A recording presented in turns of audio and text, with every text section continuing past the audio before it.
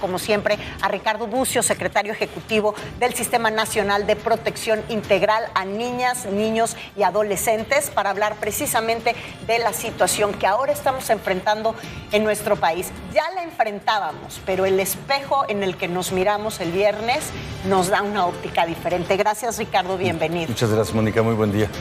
Sí, gracias por la invitación y yo quisiera comenzar con dos cuestiones que me parece que han estado en el imaginario a partir del viernes nuevamente. Una es que la percepción de que los niños, niñas puedan ser mirados como agentes de peligro. Y lo que creo que es muy claro decir, los niños no son en peligro, los niños están en peligro en nuestro país. Y un solo dato para ejemplificarlo. Tenemos en los últimos 3 años, 17, 18, 19, más de 7.800 homicidios de niños y niñas en el país, niños, niñas y adolescentes. De esos, y tenemos 2 personas que han muerto por tiroteos causados por niños en las escuelas. Es decir, los niños no son el peligro, los niños estadísticamente no tienen de ninguna manera la posibilidad de ser quienes ejercen la violencia criminal. Hay estos casos muy lamentables que nos llevan a la segunda. El peligro, o la violencia, digamos, no está en las mochilas de los niños. Hay que hacer operativos, en su caso, sin violentar los derechos humanos, para ver que en todo el entorno, no en la mochila, en todo el entorno escolar, no haya mecanismos que puedan dañar la vida y la supervivencia de los niños. Pero en realidad el peligro está en el entorno. Tenemos un país que vive grandes violencias y tenemos entornos en donde los niños, por ejemplo, cuando hablamos de abuso sexual infantil a niños de 0 a 5 años de edad, que crecieron 305% entre 2010 y 2016, vemos que 3 de cada 4 casos se dieron en el entorno de la casa. Están hechos o causados por algún familiar o algún conocido cercano al hogar.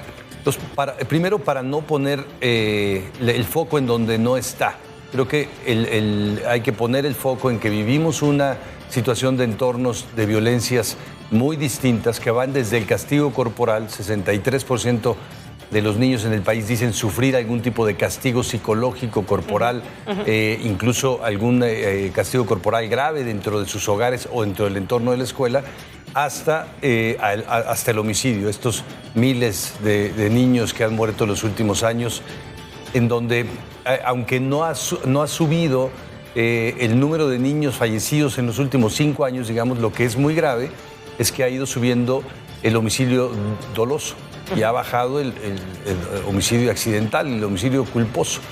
Entonces creo que ahí las intervenciones son muy necesarias, de muchos tipos. Tenemos estrategias para intervención en la escuela, tenemos protocolos, tenemos procuradurías de protección, tenemos planes de crianza positiva. Lamentablemente no los tenemos a la escala en los que los necesitamos. No llegan a todas las escuelas, llegan solo a algunas escuelas, no llegan igual a escuelas públicas y escuelas privadas. No llegan igual dependiendo del lugar del país en donde estén.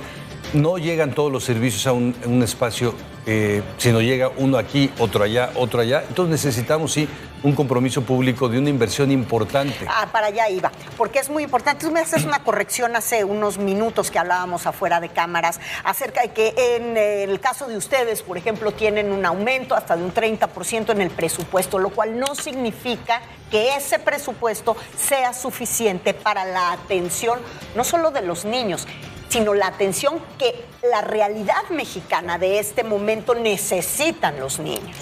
Sí, exactamente. ¿Cómo se va a replantear esto, Ricardo? ¿Es posible que se reevalúe esta situación y empezar un programa de emergencia utilizando los programas que ya existen, pero utilizándolos para todos? Porque a veces se usan para un grupo determinado como una especie de laboratorio, cuando en realidad se necesitan en todo el país. Sí. Vea, hay un dato, digamos, que podríamos decir es un dato positivo, y es la tendencia de crecimiento de los mecanismos de protección. Al fin del 2015 no existía ningún sistema de protección integral en el país. Hoy hay 1,800 que tienen, débil o fuerte o grande o muy pequeña, una secretaría ejecutiva para ese sistema de protección. Esos 1.800, ninguno existía, ni uno solo, en el 2015. No existían tampoco las procuradurías de protección. Hoy tenemos 1.100 en municipios, en estados. Van creciendo, casi todas van creciendo año con año, muy poco van creciendo.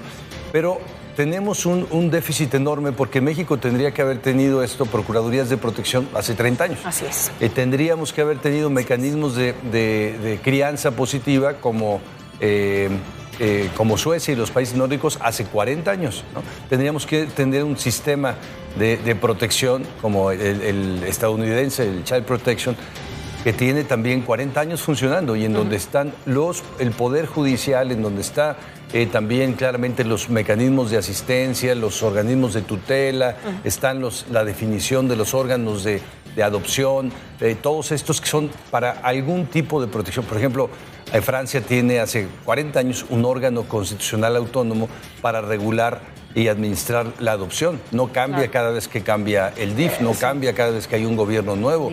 Es un sistema establecido que tiene la necesidad y la obligación de proteger a todos los niños, sobre todo a los que están en total desamparo y al total abrigo del Estado. Entonces, sí, el déficit que tenemos es muy importante y la velocidad y la inversión de crecimiento que tenemos no es suficiente. Fíjate que lo que estás diciendo es bien delicado, todavía más delicado de lo que tenemos en la superficie, porque es una realidad. Si se cambian las estrategias para atender a la niñez en cada administración, entonces estamos dando bandazos y los únicos afectados con esos bandazos son los niños. Pero lo que también es real es que tampoco hemos aprendido a ver a los niños como una prioridad, y creo que eso lo demuestra muy desafortunadamente, y hay que decir las cosas con todas sus letras, la presente administración, que no ha hablado subrayando la importancia de la niñez más que en programas que podrían parecer superficiales, y ahí tenemos ahora una consecuencia. Y tú tienes toda la razón. No es un hecho de que hoy se haga una mejor administración en cuanto a la niñez que en la administración anterior. Es que es algo que venimos arrastrando desde hace mucho tiempo y el problema no ha hecho más que crecer, pero el día de hoy nos estalló como una granada en la cara luego de ver lo que pasó en el viernes. Sí, visibiliza, digamos, una serie de situaciones que están ahí y hay un proceso que seguir haciendo. Ayer mismo hablamos este tema con el presidente de la República, con el Gabinete de Seguridad. Hoy lo vamos a hacer con los gobernadores en los estados. Ya hicieron ellos, en noviembre establecieron un programa de trabajo para 3 años, 2020-2022, y con 7 puntos básicos, y uno de ellos es la atención de las violencias a niñez y adolescencia. Lamentablemente estas situaciones, como menciono, tanto velocidad como inversión pública y capacidad del Estado no están llegando a la velocidad que necesitamos, y creo que tampoco, y ahí hay otros factores que hay que también mover para que intervengan, tampoco la responsabilidad social. ¿Qué quiero decir con eso?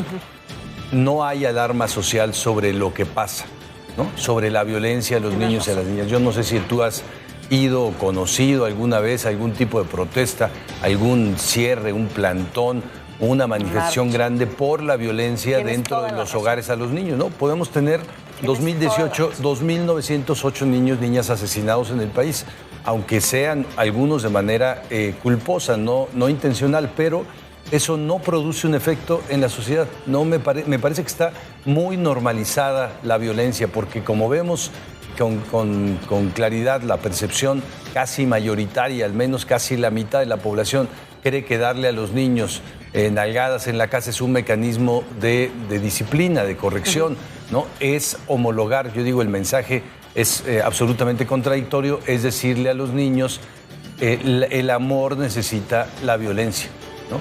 La disciplina necesita la violencia. Y eso se va, te quiero porque y veamos luego la violencia que hay a nivel intrafamiliar, la violencia de género en el país. El mensaje normalizada, es muy contradictorio. Además, para terminar, Ricardo, ¿dónde ponemos la esperanza entonces en este momento? Tú me hablas de que el día de hoy te vas a reunir con los gobernadores, con el organismo de los gobernadores, pero ¿dónde ponemos la esperanza entonces? El escenario es demoledor. La emergencia ahí la tenemos, pero hay algo que sí se va a poder hacer. ¿Qué es? Mira, yo creo que algo que sí está pasando es que estos pequeños órganos, a veces más grandes, a veces potentes, en los estados y en los municipios de protección y atención a los casos, tienen miles de gentes. Yo te diría que hay al menos entre procuradurías y secretarías de los sistemas de protección, debe haber 10,000 personas en el país que están todos los días metidos en esto. Pero también hay muchísimos, miles y miles de docentes en el país que están con esta perspectiva. Y sin duda, padres y madres de familia. ¿Qué necesitamos? Sí, necesitamos muchas herramientas, muchas herramientas. Siempre creímos que había que prepararse para todo, que hay que estudiar inglés desde que naces, que hay que aprender computación, que hay que aprender muchísimas, ahora hay habilidades para todo, ¿no? Cursos de cocina, encuentras tutoriales para todo, menos para ser padres, ¿no?